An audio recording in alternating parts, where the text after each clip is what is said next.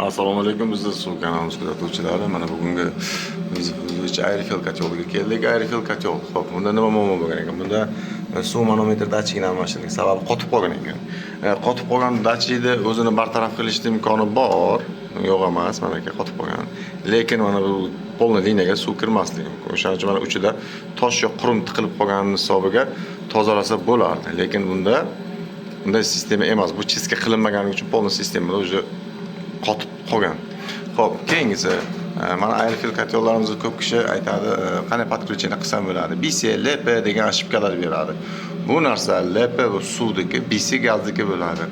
BC gazdagi shunaqa holat bo'ladigan bo'lsa, mana air knopkasi mana bir bosib qo'yib yuborsangiz, o'zi qayta восстановление beradi, restart degan narsasi bilan.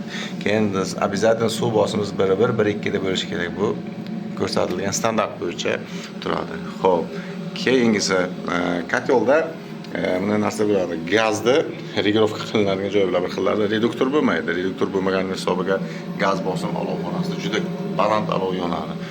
Bu narsani bartaraf qilish uchun bu yerda o'zini ventili bo'ladi. O'shani poloborod ochib qo'yib foydalansangiz bo'ladi. Pasayib ketsa ko'tarasiz.